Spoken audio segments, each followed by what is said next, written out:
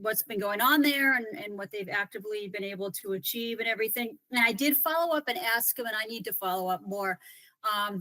He named one or two town committees that was really involved in these issues with respect to siting of solar arrays on parking lots. So I think they have one on 2 parking lots. I wasn't sure. I know they definitely have one on 1, and maybe it was the second one they had some opposition. Maybe they trimmed it back. Maybe I'm not entirely sure, but I do want to follow up with him and get some more detail. And maybe if we get the underlying like serious information as to how that came about, the details, the costs, the production of the energy, like something that we can sort of package and use.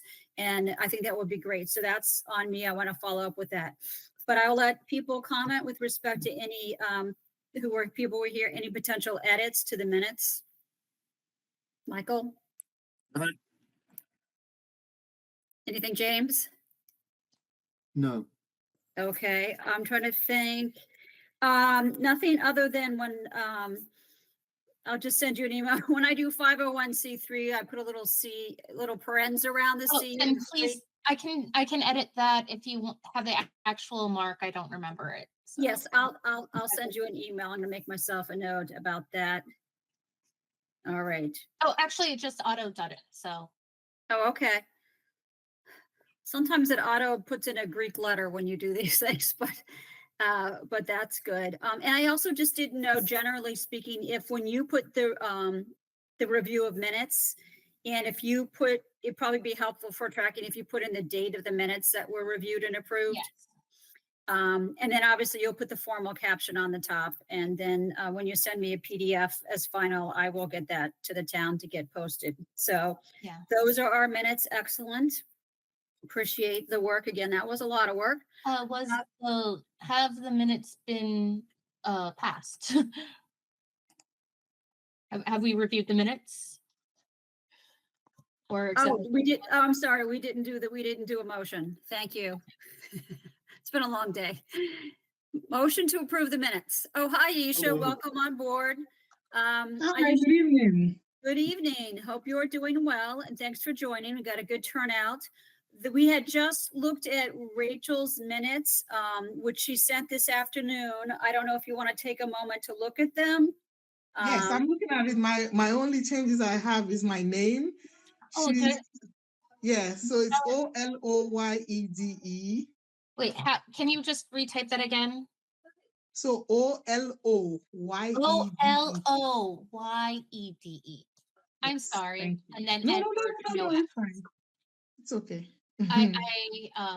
I just mistyped it again, so Oloyede, right? Right away. Yes, Oloyede. Oloyede. Thank you, Rachel. I appreciate the work. Yes, it is an undertaking. All right, so if Aisha's satisfied, does anybody want to make a motion? And Motion to adopt minutes. Okay. Any second? I second. Oh, thank you. All right, so I'll just go around my circle. Michael? Yes. Laura is not going to vote because she's going to abstain, I think. Okay, James? Yes. I vote to a yes. Aisha? Yes. Okay, and Rachel? Yes. Okay, so by roll call, we have voted to adopt the minutes, and thank you for reminding me. That's helpful. The next item on the agenda is kind of an FYI, and I may or may not have forwarded to people, but I can do it again if anybody's interested. So obviously in touch with Sharon, Sustainability Coalition. They're actually having a quote community conversation tomorrow night at 7 virtually, and have invited several communities, some of whom are smart enough to have prepared slide decks to talk about what's going on in their community. I was like, I'm sorry, like just way beyond me. I can't do that. Not that I haven't done a PowerPoint, but that was just beyond me. So we'll be having that conversation tomorrow at 7. If anybody wants to listen in on that or participate in any way, I have a Zoom link. But I think it's really great to have these types of conversations and information sharing. Again, not reinventing the wheel. and, not maybe, picking battles that are going to be losing battles, but trying to see what's going on in other communities. And I also feel like if you're trying to sell something to this community, it's helpful to really have awareness of what's going on and to be able to say, well, Sharon and so and Bridgewater and whatever, they're doing these things and they've been doing them for years. So we think we can do them too.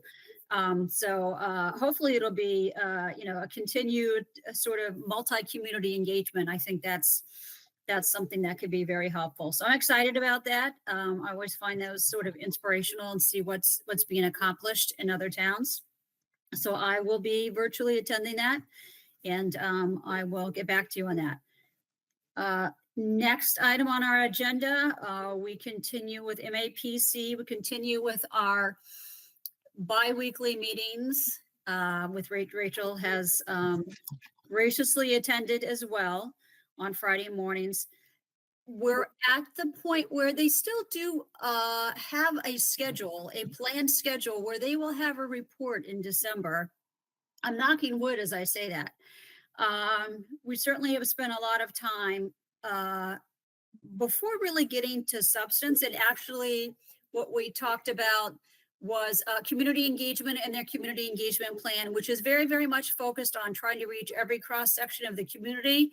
As I pointed out to them in my comments and my response, and they're being very idealistic actually, is, who you really need to get the attention of is the people who are, either in positions of influence or actually have the wherewithal to actually do things. Whereas some of the, not everybody in town, people are living paycheck to paycheck, people who are, in very desperate financial circumstances, which unfortunately there are, probably aren't going to go around shopping for the new heat pump or switching, whatever it may be. I feel like, you also need to get the attention of, the middle class people who are homeowners. Not that you wouldn't want to get landlords' attention to, because they can make a huge difference with all the rental properties and how they maintain their properties. So again, they're trying to reach the business sector as well, which is a little hard because we don't have a chamber of commerce. Actually, as it's popping into my head, I'm making myself a note about Pam McCarthy, that maybe she can sort of be wrapped into reaching out to the business sector for community engagement. So what we have now is a potential community engagement plan. It does involve I think they called it a exhibition that they love to put at the library. They'd also like to put it at the high school. We suggested we would love to have that exhibition at the high school right next to the auditorium when we have town meeting in spring, so people walk by it and maybe stop and look at it. So that's the latest from MAPC. My thought is I really want to push them to, at the same time, pivot to what are your actual plans going to look like as far as, climate action? Because I know they sort of have to do both things simultaneously. And I think we have to independently, maybe not depend on them too much, although obviously they have the experience with it. They know what other towns have done. And they also, I understand, are compiling or accessing data as to like what's most effective as far as reducing emissions. But I think we also have to say, here's what we'd like to explore. Here's what makes sense to us, whether we sort of narrow it down or whatever it may be. Just at the pace that this is going, I think we need to push the substance, and we need to push the solutions. That's my sense. And I just want to get Rachel's take, because she's been involved in all these meetings as far as the engagement and where MAPC is going. Yeah, if 70% of what's going to be produced is boilerplate and the 30% that they're doing is by helping us facilitate these engagements, I think we have spent 90% of our time discussing how to facilitate these conversations and less than 10% of the time talking about actual climate solutions. And I would like to reverse that ratio, please. Like I had a talk with Julie Curdy a couple of weeks ago. I have not seen any follow-up on what I expressed with her. So, and I know she's also met with you and Bill as well. So yeah, so I think we're basically on the same page, and it's not like it's complete boilerplate. I mean, to a certain extent, like they've done the climate audit tool, which took me months to get Mm. answers to them. They know the demographics of the town. They know this, they know that. They really, they are certainly much more familiar with the town as a town than they have been in the past. They know we have a town energy manager, and I did suggest that, we all touch base with her again as to what she's done or what she sort of foresees as, next steps with respect to, energy conservation with town buildings. But yes, I would definitely like to see a pivot of, we envision this plan to, cross these 4 sectors, and probably the key things in each of these things would be this. Like, that's what I'd love to hear from them, so that we feel like we as a committee are discussing the proposed solutions. And starting those discussions now. And again, it's a lot of work because the community engagement is kind of like chasing people, quite frankly. It's not like you put up a sign and say, hey, let's have a community engagement meeting and 50 people are going to show up. That being said, Rachel made a good point, and I just wrote that to Mhm. MAPC as well.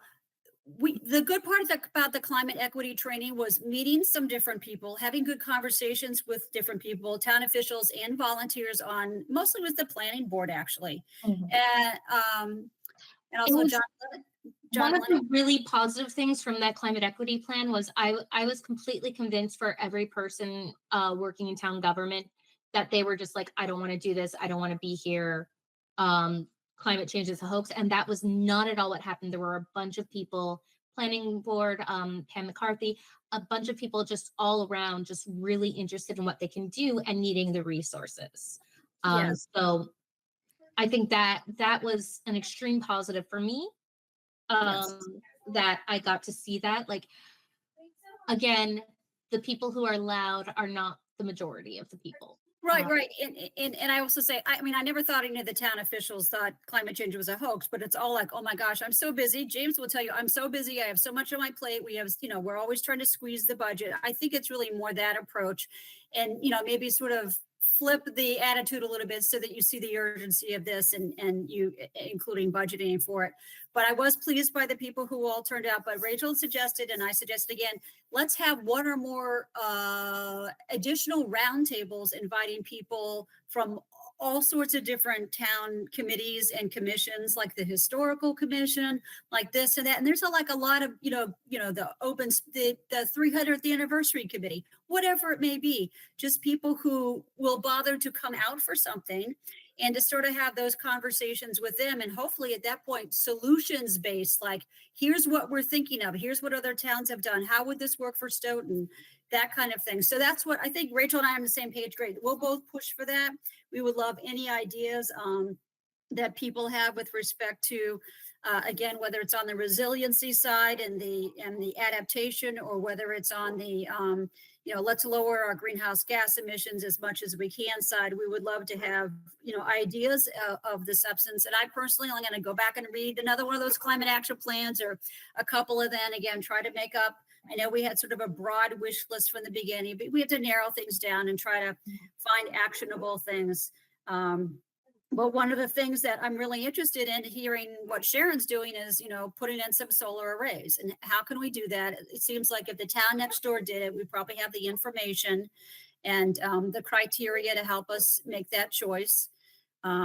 The solar canopies alone, like, speaking as someone who spends a lot of time in the carpool lane, waiting, being able to park under a canopy and not have my car be 90 to 100 degrees boiling when I have to put the baby back in, that would be an amazing lifesaver. I don't care if it is the ugliest thing I've ever seen. I just want my car not to bake.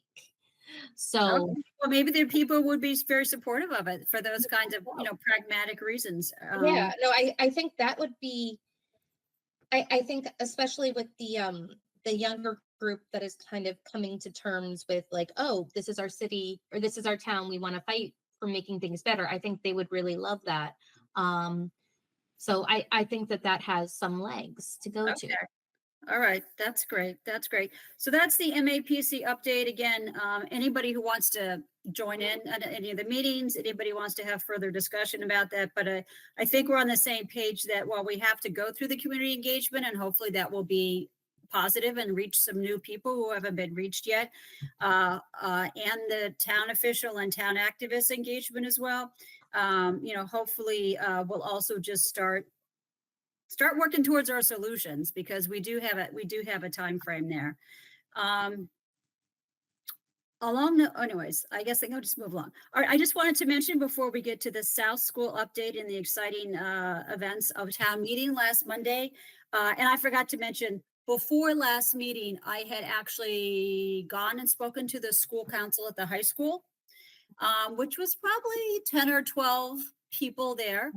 And Ms. Miller was very kind. She let me speak first. I just sort of introduced ourselves, who we were, why we were doing it. I certainly passed out our flyers, opened up to any questions. There were some good people there who were attentive. And I'm sure it was very new to some people too, because they're not town meeting members, so they weren't aware of it. So it was nice to talk to somebody who's a new person. Hopefully they took a look at the flyers. And that's how we left it. I certainly dropped hints about the school should be recycling and composting, et cetera, et cetera, et cetera. So that seems to be a theme that we hear over and over again. South School update. Michael, I don't know if you were at town meeting, or do you want to give the update?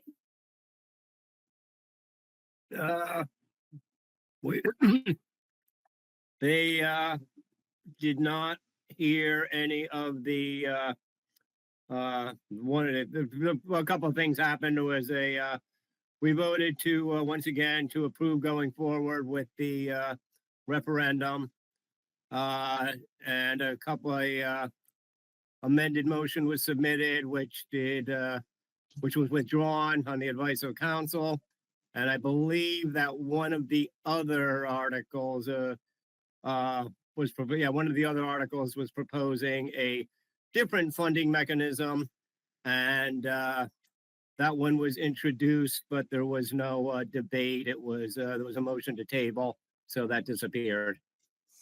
So Right. We're pretty much where we were at last year, with a couple of months to go before the townwide referendum, which God only knows which way that goes. Right. So this is the South School, and I think we've discussed before, the South School is I would say cutting edge design to be about as energy efficient and sustainable and environmentally responsible as one could imagine. I did attend a presentation on that a while back.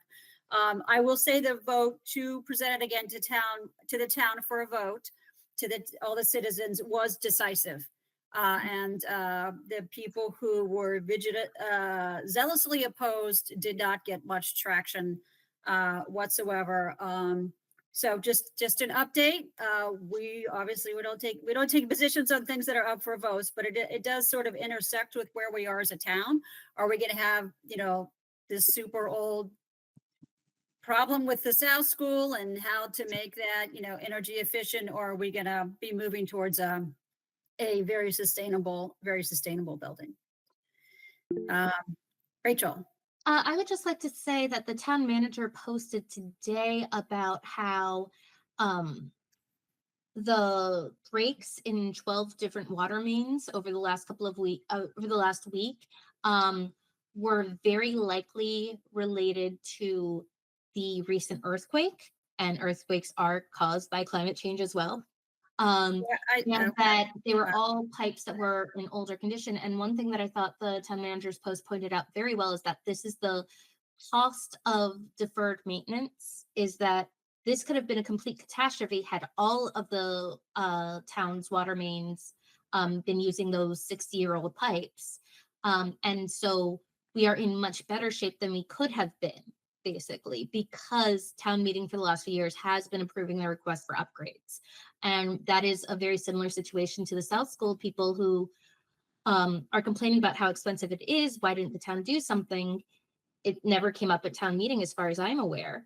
But also, like, this is going to save us a lot in the future, both in environmental efficiency with the cheaper costs of heating and the school and everything, and also just a newer building is going to cost less in repairs and maintenance over time. And that doesn't quite seem to be clicking with everyone, but it is something to point out. And I think that will also be a way that we try to sell people on things in our climate action plan as well. Like, the climate is changing.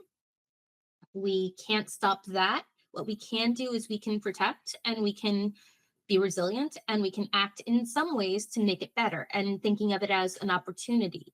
I meant to say this during the climate equity session, but I was mildly disappointed at how negative the tone was at the climate equity training, that it was very much like, well, these towns are really in a disaster now, and climate change is happening over and all. And it is not a good way to engage people when you're giving them the impression that we're all screwed in general. And I think that it is way more effective to be like, these are the things we can do now. Everything that we do is helping. Yeah. And like, it's not pointless. It's not, every small effort counts, because that's all carbon out of the atmosphere, making things less bad and giving us possibilities for new things. And so Good point. Which is why the Sustainability Committee showed this documentary, which was very interesting and very upbeat, called 2040. It was an Australian filmmaker, about focusing on the year 2040. And some of them were broader solutions that an individual can't just go home and do, but it's still about supporting the broader society-wide solutions. And some of them were narrower, but it was a very beautiful presentation about being hopeful, and about really you can have an impact through this or an impact through that. So I would recommend that. That's a great movie, and it's on Netflix and other places as well. It's called 2040.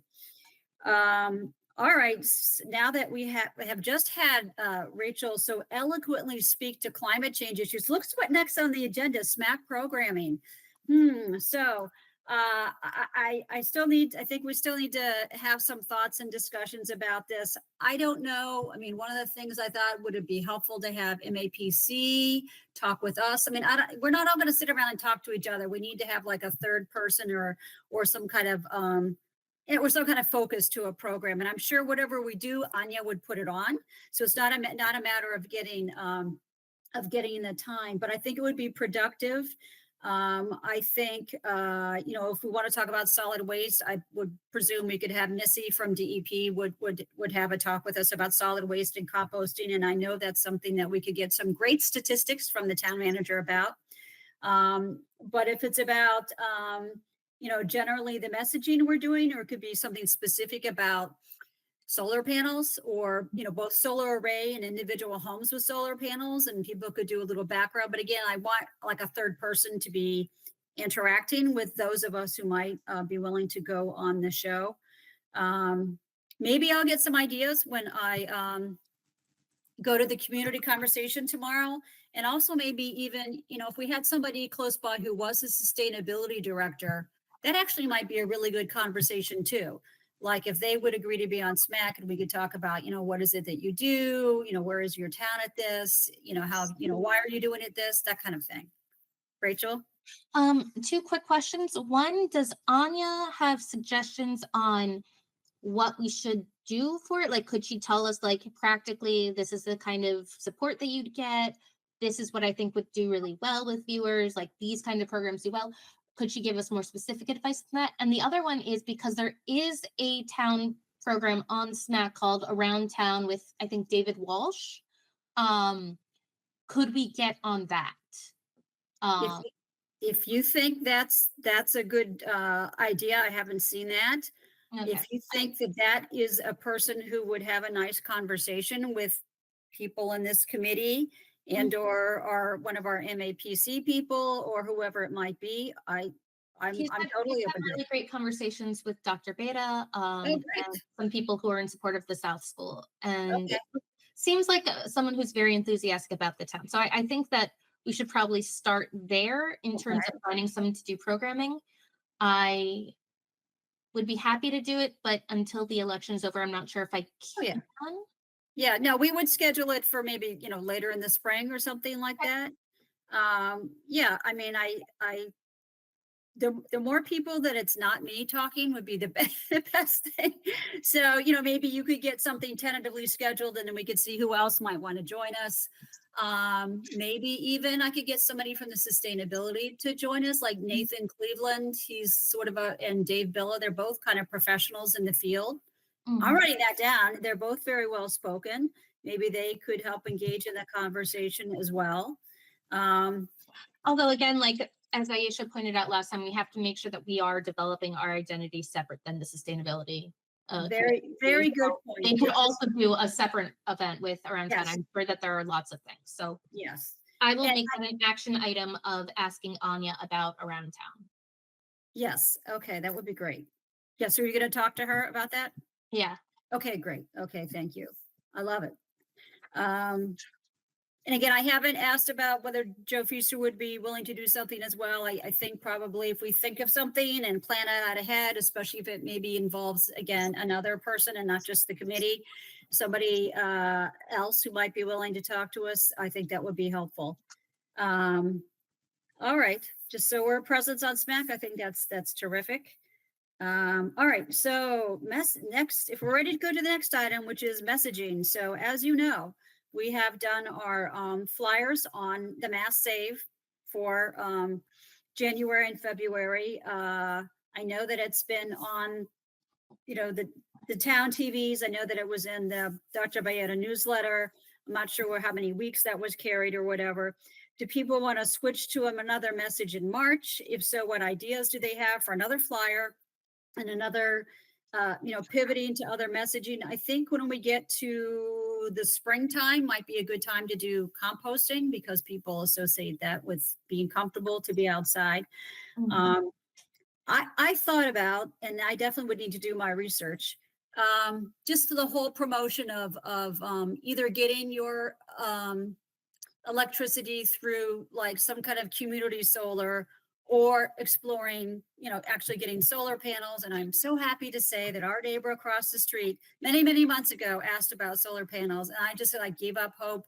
They're on their property now. So we got 2 people on the street, many people in the neighborhood. And I think it is that kind of thing that builds the momentum when people see other people have it. And that's a step in the right direction. On people who, again, this was some prior webinar I went to, somebody said, oh, he doesn't have a solar panels on his house, but 100% of all his energy is generated by, you know, by tapping into a community solar project. I feel like, first of all, I need to talk with Kathy Stanley, who knows about this stuff. And I know we have the community aggregation, which is an opt-in, I think. And then you have to secondly, opt to have renewables be how you get it, which might cost you 50 cents extra a week or a year or something. And I think that opt-in is low. So I feel like I should gather if people think that's worth exploring for March messaging, I should gather the information on, you know, opting in. And the question is that like 2 different messages about signing up for community solar? Or could we have that and then say, or if you want, you know, interested in your own solar panels, I'm sure there's a mass.gov website that sort of starts you on that, or should those be 2 separate things? But I think people could feel like that's too much of an undertaking. I can't imagine the solar panels now, or even the research project. Like I'm super busy now. Maybe next year I'll research that versus, oh, there's a way I can actually sign up where I'm getting effectively my energy through solar, which I think you can through the community aggregation. I just need to confirm all that and get the guideposts. So maybe I'll maybe do the research and come back with you next time on that, and then see what you think. Should it be just 1 issue? Should it try to cover 2 issues? Should it be 2 different months? 1 issue this, 1 issue that? What do you think, What do you think, people? Specifically, Rachel, I think you'll see the biggest gains in solar if you sign up and get it installed by like May, because that's the months that we get the most solar energy. So if people want to see something actually happening, okay, so maybe advertising some things on solar now, good point. Yeah. and so that people can get there in time to see a big dramatic shift this summer. Okay, that's a good point. So the timing sounds good so that people could explore it, and then hopefully by the time the late spring and summer hit, they could have those panels on their roof. Okay. And then I wish as That far might as like, be- go ahead.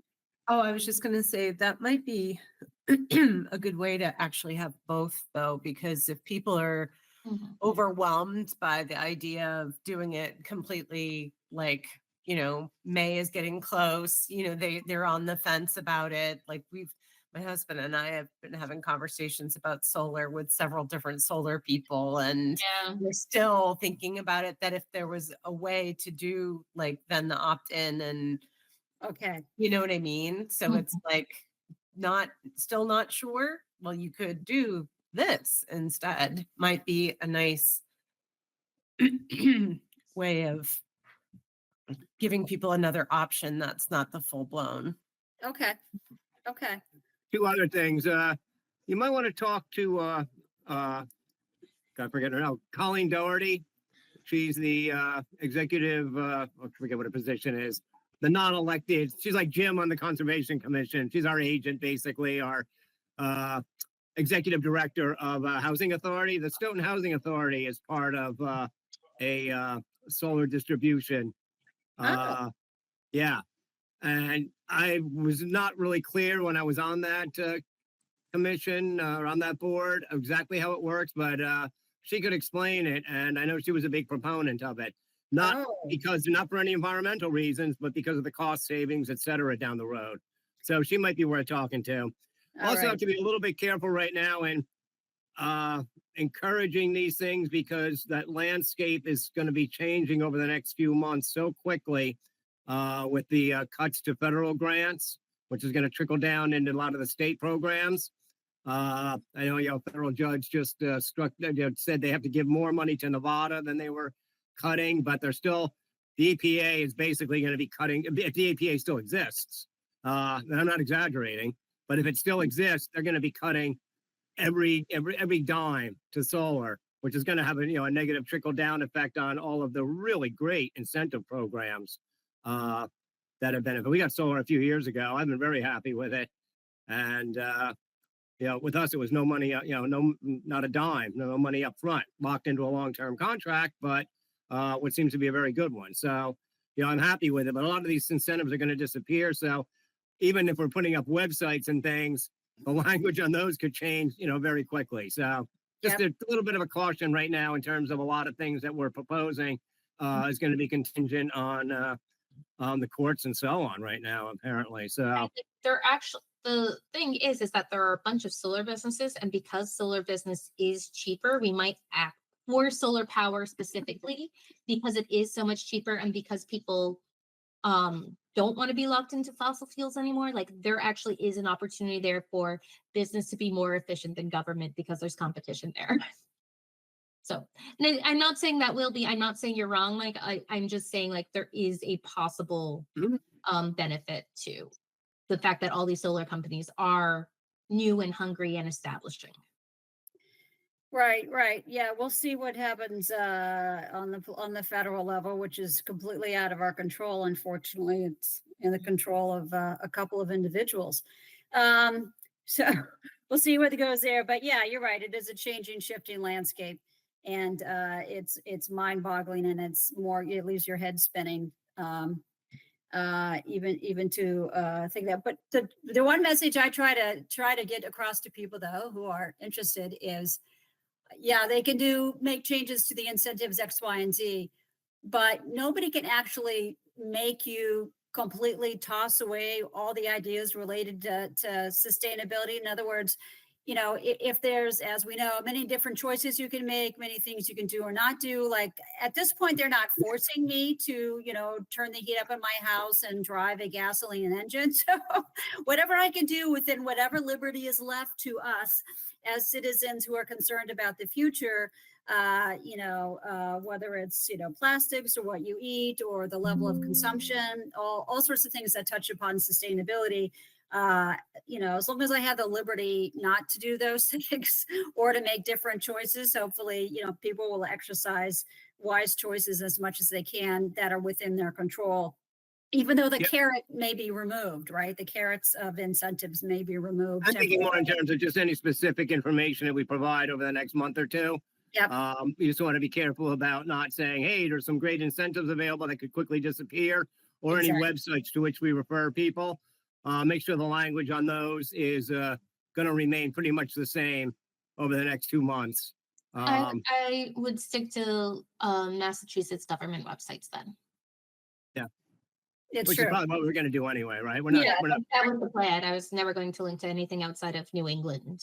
Right, right. All right. No, but those are good things to bear in mind.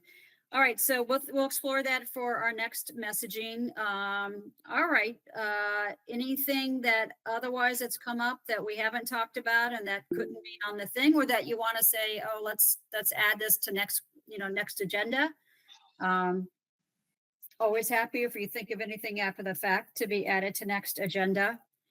So I have something, and I apologize if I missed the connection here, but did you guys see the post in towards the end of January from Tamisha Civil Mhm. with the survey? Yeah. What So survey was that? From whom? it says, Stoughton residents, we want your feedback on extreme weather. And it was Stoughton Community Resource. So basically, Town of Stoughton has been awarded a municipal vulnerability preparedness action grant Mhm. to help our community prepare for flooding related to climate change. And then there is a link to the Neponset River watershed. Oh, And okay. I know what you mean. Yeah. it says Stoughton Climate Resilience Project. Mhm.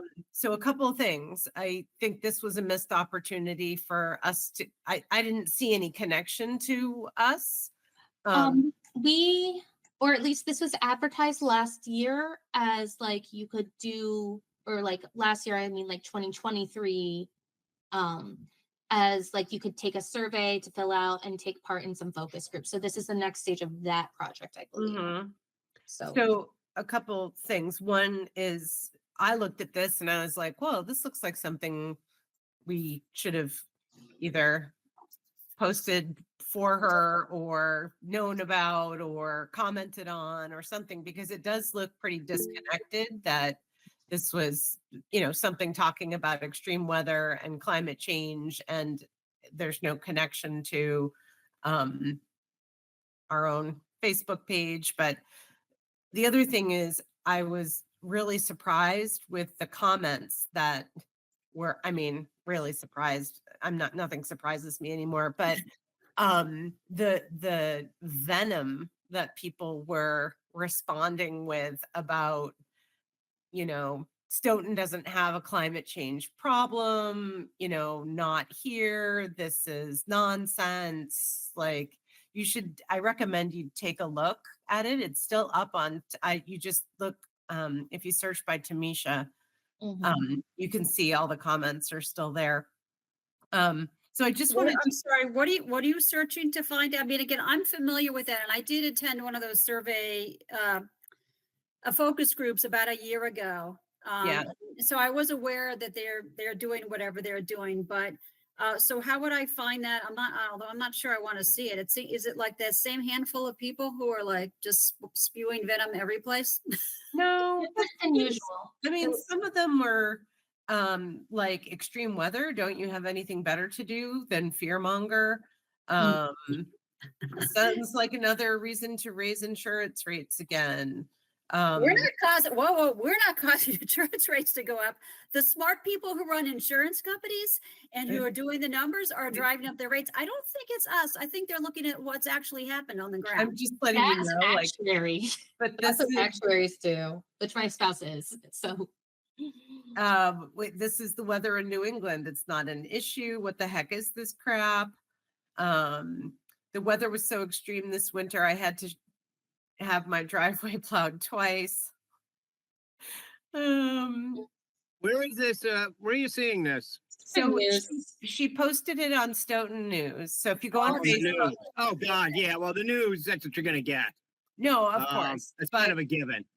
but it's just one of those things where I feel like you know, people do get a lot of this stuff, and if it's not coordinated and it's not kind of unified by some consistent way, I think we put a lot of thought into community outreach, and I think we put a lot of thought into trying not to flood the zone with our own stuff about climate change. We're thoughtful about selecting, certain topics that align to our town and their priorities. And so then, I'm not saying that this isn't a legitimate thing. It's just it didn't seem like it was clear like who these different things are coming from, right? And I think that that can be overwhelming to people. And then also, I just always think that when you see comments like this, it's good to see what people are actually saying. That, it's one thing if it's really just venom. It's another thing if people are like, oh, stop with all this doomsday stuff. Kind of going back to what Rachel was saying about like the negativity, or I always think it's good for us to just keep an eye on how the town is reacting to obviously well-meaning, community survey kind of stuff. So I just wanted to bring it to your attention. Also because I know we did our own survey. And so then it's like, okay, now there's two different surveys. They're slightly different, but connected. Well, that's enlightening. I had no idea that that was up on Stoughton News and being discussed. I mean, Neponsit is a I would think a well-established nonprofit organization that works on these issues. And actually, I think James had a comment too. Oh, yeah. Oh, well, thank you. I brought this up at several meetings in Municipal Vulnerability Action Grant in the past. So we should all be on the pulse of that. And we knew this was coming. So we're in the second phase of this program. And at this point, they're going to test all the culverts. They're going to examine all the culverts in the community and determine which ones will need to be upgraded. One of the things that we can think about, I hope this makes it to the minutes, is that we can ask for an advocate that these culverts meet stream crossing standards.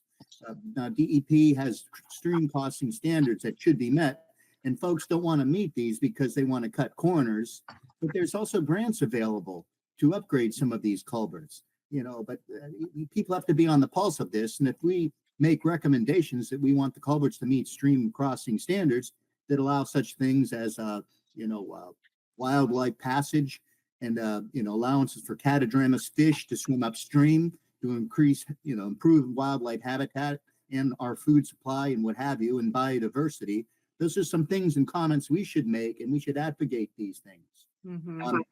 So I just wanted to say that. I'll get off my soapbox on that. But the other thing now about the negativity, I mean, there's folks and there's a certain mentality, and I hate to say it, but there's some folks that just aren't educated and they listen to Howie Carr, and there's an organized effort to discredit, any type of credibility to climate action because, there's science involved. And these folks, it's political and they just don't want to deal with it. They'll do anything they can to just interfere and interrupt the process. So, there has to be a counterpoint to that. And folks should speak up to advocate it. And if no one else is going to do it, members of this community should. This committee should. That's something you're going to run into. I mean, that's par for the course in a way. But, the folks that support the mission of this committee are just going to have to step up for us and step Right, up. and that feeds into appearing on SMAC, quite frankly, because I don't think we want to go engage on Stoughton News, go tit for tat, given Stoughton News's reputation. But I think knowing that those things have been said, and maybe some of them, again, not out of ill intention, but lack of information or misinformation, whatever, I guess it's really good to bear that in mind. But James is going to ask you to do a favor. Could you send me like a 3 or 4 sentence email about what you said about the municipal vulnerability preparedness plan, about the stream crossing, all that? Because then I can send that to MAPC. I'll have it and I'll print it out and say, we want this in our plan as part of our resiliency. because this is why you're on the committee, because you actually understand these issues and you understand the terminology and everything, and you have the education. So if you put that in an email to me, I will try to make sure that I have that in. Maybe I need to make a folder that says plan ideas, plan substance, adaptation substance ideas. And then we can make sure that it's addressed when MAP starts drafting things. I mean, I presume, so you're working, the town is working with the Neponset Valley on this plan, right? No, the Deposit River Watershed Association is associated with this, and there's communication over this, and they attend joint meetings. But the town engineer is involved with this, and the assistant town engineer, Craig Horsfall, is involved with this pretty Okay. much. They meet regularly with regard to this project, but it's kind of a closed session to speak of. Okay. And it whenever there's certain press releases that come out every once in a while on it, but it's just something you can ask about. You can ask to participate and find out more about what's going on, and then it'll be more transparent than it is right now. And one of the things you got to keep in mind is that this is going on, and folks will be thinking and saying, why do we need a climate action plan? The town already has this under control. We have an MVP action grant. So this is something that's going to have to complement the Yes. effort And that was kind of, in our plan. It's just one facet of it that we need to be on the pulse of. We're not going to let it take the place of what we need to do and what we need to achieve in our climate action plan. so that's one of the reasons why I was bringing it up, James, was, if we're putting together a plan and we're going to have all these different things that we're either recommending or that are underway, we should certainly be including the fact that this work is being done. It may be a specific piece that's being driven by, some other mechanism, but it's an important piece of the climate problem. And, it needs to be kind of part of the overall town plan. On that, so I just sent you a link. Yes. It says join the Stoughton Climate Resilience Community Advisory Group. Mhm. On the same page. So it's promoting, bringing community, which again, all wonderful things, but this should all be connected. And I think the goal of this and what it's really trying to get at is flooding in Stoughton, that's associated with heavy rain, and we see it all the time. Like it's funny that the way that it was posted on Facebook was a survey on extreme weather, which people might be like, oh, that doesn't affect me. But so many people would have, if it had said, help us figure out how to prevent flooding, when your storm drain gets clogged after a big rainstorm, might have resonated more with people. And that's what I mean by, we've been putting a lot of work into trying to figure out how to state things in a way that's related to people's real lives. And I think this is another opportunity to message this in a way and kind of make it look like it's part of this overall plan to help people maintain, their houses and their health and, their investment. Sorry to cut you off, Laura. Somebody did post that. Her name is Carrie Ann Malloy. She did post it. She posted it 4 days ago. She said, join us next Monday for a virtual meeting about the future of flood risk in the Neponset River watershed. And someone was asking a question like saying, it doesn't affect us because Stoughton has an elevation of 72 meter. That is about one of the highest, which is 110 meter above sea level. And she responded by saying, we're not isolated in flooding because of our coastal storm drain system. We are generally not designed for the heavy storms we're experiencing more frequently, thereby causing inland flooding. So somebody did post about the flood. Good. Just FYI. Yeah, no, that's good to know. Anyway, I'm just flagging it because it's No, something that's excellent. to be aware That's of. excellent. And what I'm going to do is I'll send this link, what you sent to me, to MAPC. so that they know, and they're probably gonna say they already know it, we already mentioned it, but they really need to know actively what's going on with the MVP plan. And if James could send me his 3 sentences about what he thinks is the best recommendation for our plan. And, this is like the left and the right hand know what they're both doing. And it is interesting because the MAPC decided to call the community engagement healthy and resilient Stoughton. So those are the marketing terms that they chose. So you have that resilient, coming up on both parts. Certainly the flooding is a piece, but it's just a piece of the puzzle. It doesn't, deal with extreme heat where people are and power outages and extreme heat and this, there's a whole, as we know, and it's so funny to me that people are actually thinking that they're immune from flooding after what happened with the hurricanes this year. After people who lived in Asheville, North Carolina thought they were protected, and they, flooding is just so much more complex than that. You don't have to live in a swamp to have a flooding risk. I actually did point that out. I didn't see the posts of Tamisha Civils until it's already most of the discussion had passed. But I did point out a couple of times that, right now we haven't had a storm for a little while, but it will be. But if you'd posted this in summer 2023 when we had all the wildfires, people would have been really concerned. If we posted this in the fall about how there is a lack of rain going on and droughts and extreme weather are more common, people would have noticed. It was 80 degrees this November. People really should, if you'd asked then, people might have been more responsive. And then 2 days later, the earthquake happened. And I actually went back and was like, that was courtesy of climate change. But it's people don't actually want to be convinced that they're wrong most of the time. So it's more of you have to show up in some ways just to let people know they're not alone. When they're thinking wow, this is something I should take seriously, even though most of Stoughton isn't. James, you had another comment? I did. One thing, we got a little off subject, but I wanted to also mention one of the other aspects of the flooding that we should be knowledgeable and concerned about is floodplain management. This is one of the goals and missions of the Conservation Commission. The Flood Hazard District is a protected resource area under the Wetlands Protection Act and our local wetlands protection bylaw.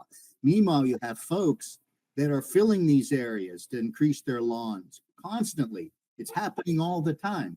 And this is something that we need to think about and talk about and discuss among ourselves so that we're all more knowledgeable about this. And the public has to be educated that this is not acceptable and it's going to cause an increase of flooding problem in the town. And one other thing that I'll just also migrate to on the same realm is before, when I first joined this committee, I mentioned to folks that it's important for us to be involved and make recommendations with respect to the way things are happening, the way regulations are changing in our community. There are certain low impact development best management practices that we should sanction, such as open detention basins with plantings to speak of, as opposed to subsurface detention basins that amount to increased paving and parking, and that also increase global warming with respect to the convection coefficient of the paved areas in our community. Those are some other things we need to think about. Green development, plantings, Yes, absolutely. Right. And James, the more you type me emails, that's sort of, because you use some pretty sophisticated ideas and terms that sort of help us all familiarize ourselves with this, because you really are the expert in a way that we are just like these total lay people. And once you explain it, it makes sense. I will tell you, I saw somebody who just expanded their house in their neighborhood and doubled their size of their solid cement driveway. So they're taking away the lawn, the grass, there maybe could have, or a different type of surfacing they could have used. And it was oh, but I see what you mean by people feeling that really not understanding, not making the connection between how they make the use of their land or how the town itself is making use of its land and how it could impact flooding risks, which will 100% really, really seriously be are at risk in the next, whether it's 5 years, 10 years, or 15 years, or whether it's a small flood or a big flood. It's all flooding, but you want it to be avoided, And there's so many things we could do. So, and quite frankly, James, I'm happy to have you come to one of our meetings and do like a 15-minute talk with slides on something. I'm serious as far as, pushing up our education level so that, whether we're on SMAC or we're talking in community engagement or talking to MAPC, we're like, oh, wow, I've really been educated on this issue. And I can deal with it better. So you're always invited. Well, feel free to think about something. I'm not really good at pontificating so much, but if you can think of some things that you want me to pursue, Yeah. I'd be happy to respond to them, or if we could talk among themselves and ask questions of each other to encourage thoughtful dialogue. Yes. Yes. But that, everything you mentioned is a good, and I know you've said before, there's February 20th, there's supposed to be a Conservation Commission meeting, right? That you said there's going to be a discussion of new regulations. Yes, that didn't make it to the minutes, but yes, there's an invitation to this committee to see Bill Roth give a presentation on some regulations that they wish to change. They no longer want to advocate wetlands protection floodplain management bylaw and the zoning bylaw. So they wish to take that off the books. We don't have the infrastructure to really administer that bylaw, and the building inspector really isn't on board with it. It probably doesn't make sense because the town engineer is not on board with it. And the building officials have been referring folks to me as the conservation agent for the last 20 years on this.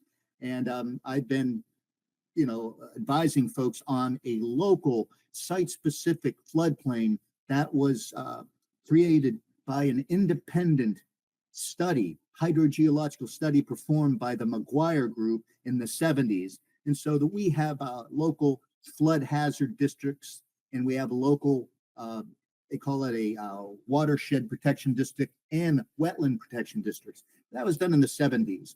And the face of the landscape has changed, and it's been deemed by the town engineer that it's no longer useful to regulate these areas. And the zoning board basically doesn't regulate it anyway. So that regulation is going to be taken off the books, and Bill's going to be giving a presentation on that.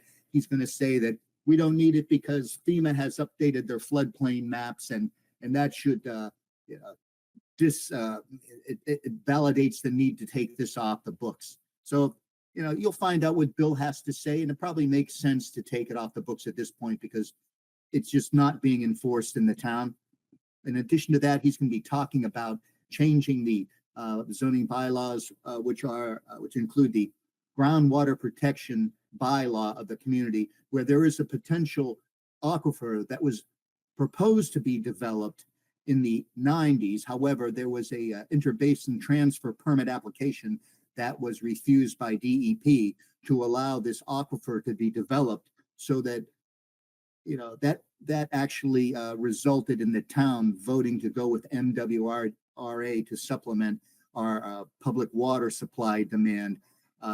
But anyway, they're taking that law off the books too, that zoning bylaw, which is really a Board of Health regulation that regulated the Cedar Swamp well area at the time, that is designated as a zone 2 on a map on the town that was produced by Camp Dresser and McKee.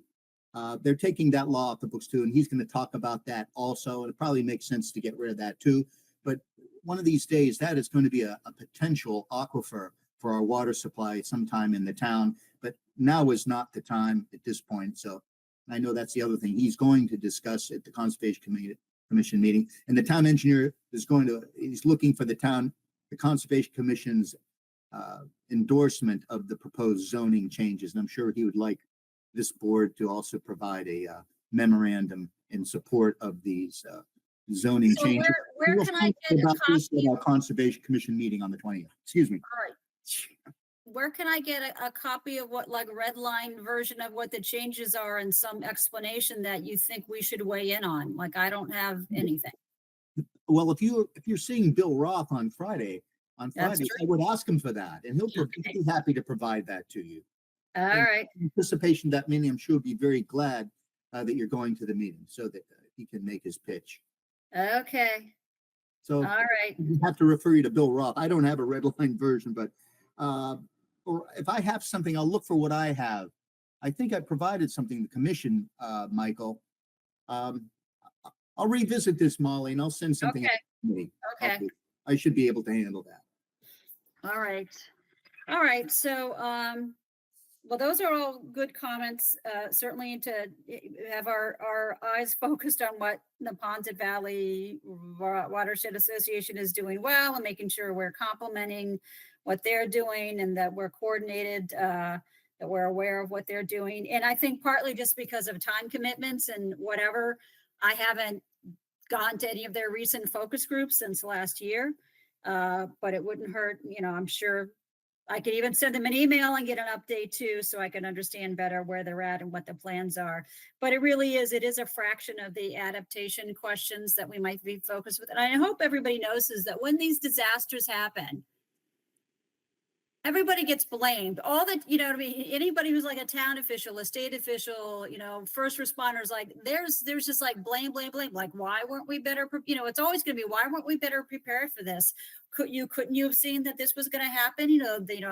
We weren't well prepared for a flood. We weren't well prepared for, a record heat wave where we had power outages, and, people actually die from those things quite frequently right here in the United States. So these are why we're trying to think ahead and be prepared, even though we can't tell somebody definitively when an extreme weather event is going to happen. Also, people need to, realize there's a lot of, efficiencies and long-term economic gain by having, more energy efficient, non-fossil fuel energy systems. So that's what we hope the conversation would be about. Anything else to raise tonight? All right. Anybody here for public comment? Just checking. Looks like nobody is here. And then on the next agenda, hopefully I'll report to you back on some of these things, but I'd also love to have a substantive discussion about what we would present to MAPC, even if it's just generalized, what we think are good ideas that they should include in the plan. Rachel, you had a question? Okay, you're all set. Okay, anybody want to make a motion to end the meeting? Wrap up? Adjourn.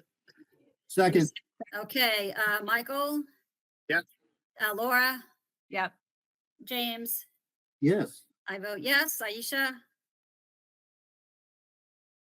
Sorry, yeah. Okay, we got it. Thank you. And Rachel? Yes. Okay. All right. Well, thank you, everybody. That was good. Really got into some issues there. Appreciate you bringing those issues forward. Thank you for joining us. Hope everybody feels better. Next Stay meeting on safe. Have a nice long weekend next weekend. And actually, our next meeting will be 2 weeks from now on Monday, which looks like it is the 24th. Everybody have a good week. Thanks for everybody. Bye-bye. Thank you so much, everyone. Good night. Goodbye. Bye.